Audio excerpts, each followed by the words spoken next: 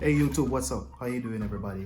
Welcome back to my channel. As you know, Troy and Francis Fine Art, or Troy's Art as it was once called, is a channel that is geared at everything artistic. My artistic process, my sculptural processes, my wall hanging processes, and my mural processes. I just created this channel to have a video diary of what I do on a weekly basis, monthly basis, and so on. I want to share a technique or some steps that I had taken to create the African shaped wall hangings. I want to invite you in, and I want to share my process with you. You know, there's a number of things that happened within this video, and I want you to view it, to check it out. Feel free to like, comment is very important, and subscribe to the channel. Hit the notification bell so you can be alerted every time I upload a video, and check it out. Remember to comment if there's something that you see that you would like me to probably better. I'm up for any suggestions. So without further ado, check out the process. Enjoy.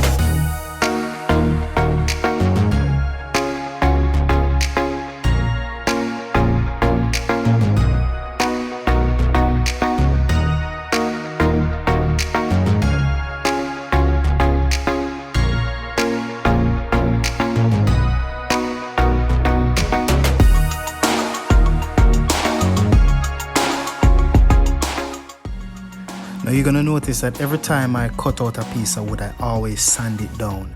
Very, very important. You don't want to leave any sharp edges for your customers. You don't want to have anybody having a bad experience from the work that you do. Now right here, there's a cutout. I'm going to fuse it with another larger piece. There it is.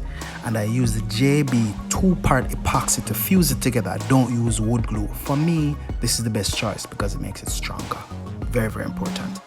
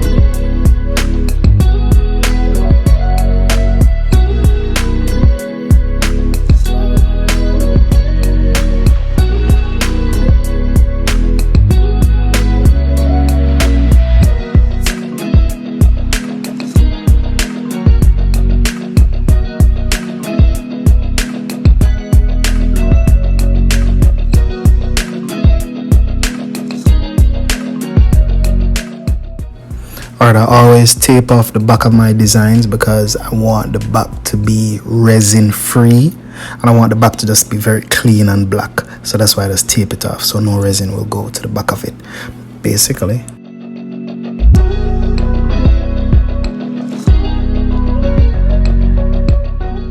So my resin of choice is always art resin.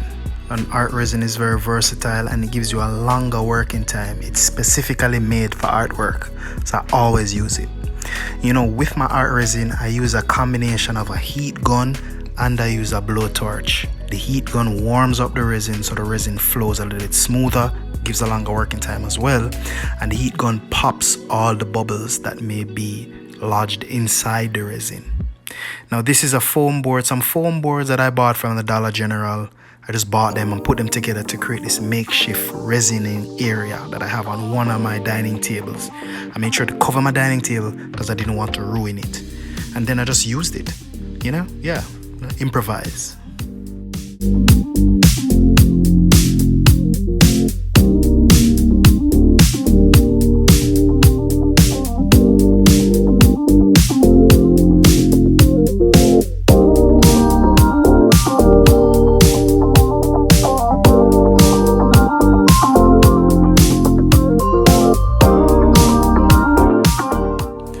So I was blown away by how good it looks at this point in time. So I decided to just turn it over and start to cut off the blue painter's tape.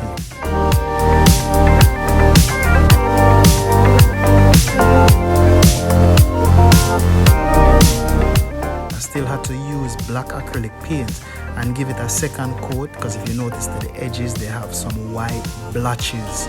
So I always use the black acrylic paint to get out those blotches. Perfection on the front, perfection on the back. Although it's an artwork, the back is a part of the artwork. I never forget that. So here what I'm gonna do now, I'm actually installing hooks, you know, to give it the wall hanging capability. And after that, if you look to the right of the screen, you're going to see some L shapes. Those are pieces of wood that I cut out, and that will allow the wall hanging to be a coffee table as well, because on those L shapes, that's where my hairpin legs are going to go. So after this, you're going to see me go in and you're going to see me use my JB Weld 2-part epoxy again to glue these pieces of L-shaped wood onto the back of my wall hanging. All right, check it out, guys.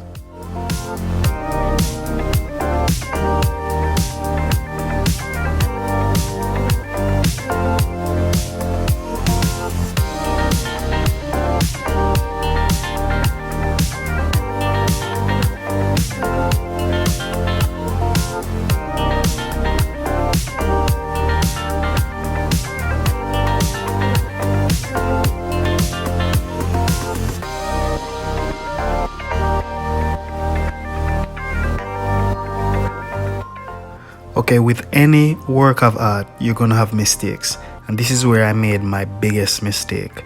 So what I do is to fasten every single thing on my wall hanging. I use a 2-part epoxy. It's the same thing I use when I'm trying to fasten my light switches. So I was trying to fasten this Fairlight switch. So what I was doing was using a popsicle stick. I used some screws and I was trying to screw it down on top of the Fairlights to keep it in place until it dries. Little did I know that I drilled too deep with that middle one and it went all the way through my artwork. It made a huge hole. I didn't record it because I was just panicking. So I had to figure it out that particular night, and the next day I went right into repairing it. So you're gonna see that clip next.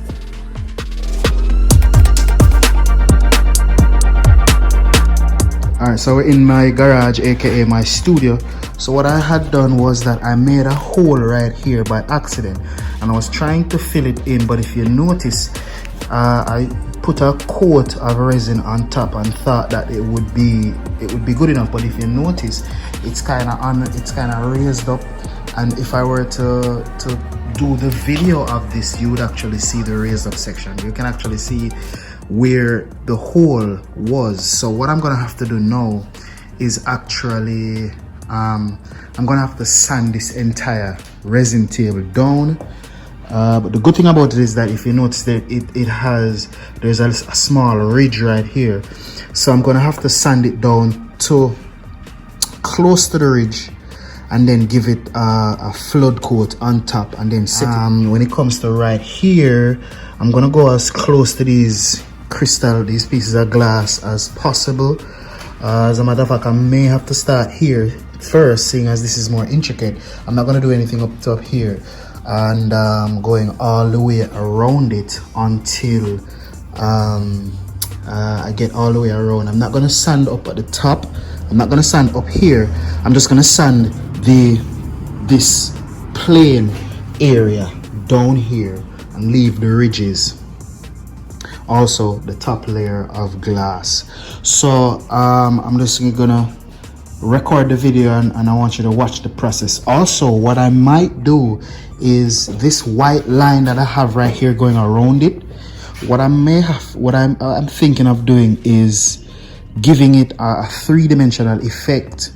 So when I do the first sanding and I wipe it down, I'm gonna go over here with some white paint again and just give it a flood coat. So enjoy the video. I'm gonna time lapse it so it moves pretty quickly. All right, here we go. All right, so I'm behind the scene now. The work is right there. So what I'm gonna do is I'm gonna sand it down, and I'm going to use this sandpaper, this 220 grit sandpaper, the 3M 220 grit. And the reason I'm using this, it's not that rough, but it's rough enough to kind of buff up the surface. I don't want to sand it down. What I really want to do is just to kind of scuff up the surface, so when I pour my resin coat, the resin has something to adhere to. That's all I'm really doing.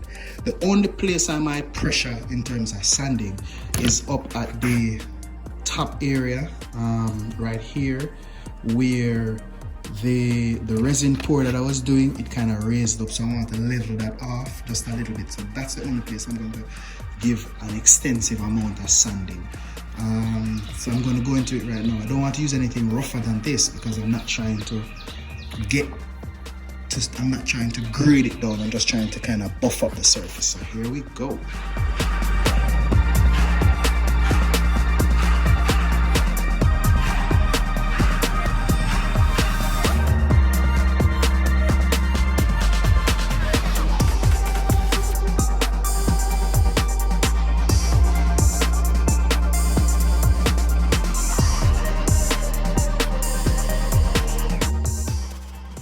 Now, because that particular section was so high, I was trying to get it down. I couldn't get it down by hand, so I had to use the sander to kind of bring it down to an even level. But with that being said, I had to just even out the entire piece to make sure that everything was on the same exact level.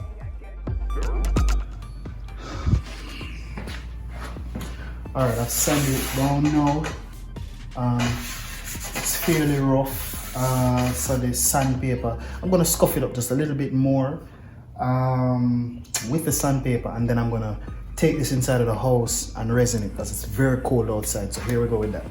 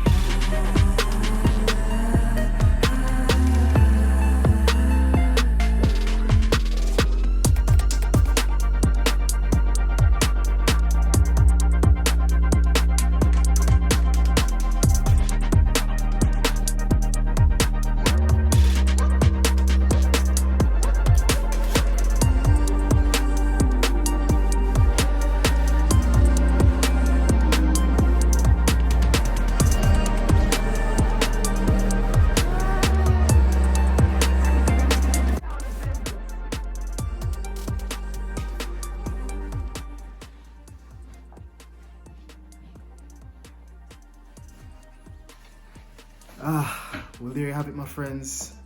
I hope that you found this video informative and entertaining.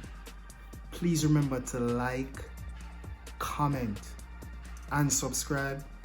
Hit that notification bell so you know whenever I post a new video. Until next time, my friends, take care.